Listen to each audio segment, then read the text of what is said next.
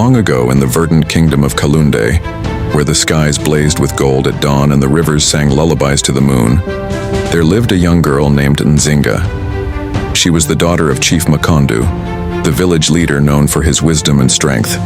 But Nzinga was nothing like her siblings.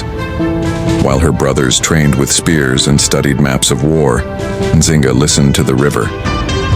The River Lulendo, wide and winding, flowed like a silver snake through the land. The elders said it was sacred, a living spirit that remembered everything. As a child, Nzinga would sit on its muddy banks, whispering stories and questions into its currents. And sometimes, just sometimes, the river would answer with a ripple or a sudden breeze, as if acknowledging her words.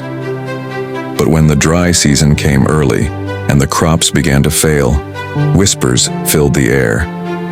The spirit of the river has turned against us. The once generous river slowed to a crawl. Fish disappeared. Wells went dry. People began to grow fearful. One night, a dream visited Nzinga. A woman cloaked in water and moonlight rose from the river's heart. Her voice was like the rustle of leaves and crashing rain all at once. "Nzinga," she said, "you must come. The river has been silenced. The balance is broken. If you do not come, all will turn to dust." Nzinga awoke with a start, heart pounding. Her family dismissed the dream as childish fancy, but she knew the river was calling her. Guided by instinct and an old calabash given to her by her grandmother, an object said to be tied to the ancestors, Nzinga set off before dawn, barefoot and alone.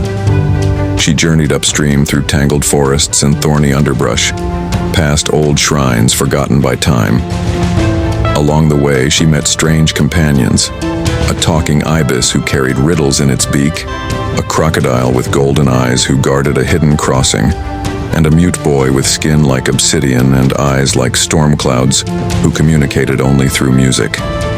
Each gave her a piece of wisdom, a lesson about balance, truth, and sacrifice. At last she reached the source of Lulendo, a shimmering pool at the edge of the world, where mist danced like spirits and time stood still.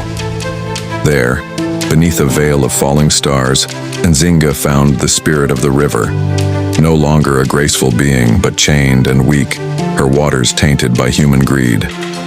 The spirit spoke, "The greed of men has poisoned me. They build without thanks. They take without giving. The bond has been broken." Nzinga wept, for she saw that it was true.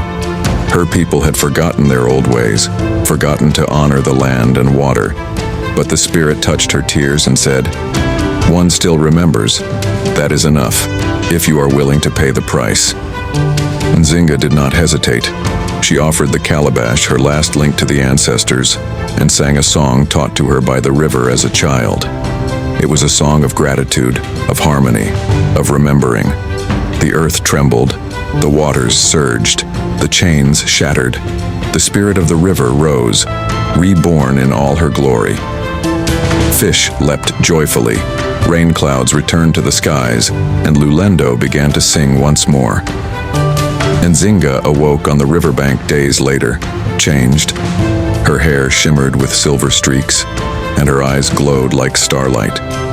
She had become a vessel for the spirit, a guardian of balance between humans and nature. When she returned to Kalundé, the drought broke, crops flourished, and the people listened when Nzinga spoke, for her voice carried the wisdom of the river itself. From that day on, the villagers left offerings by the water and taught their children to respect the land.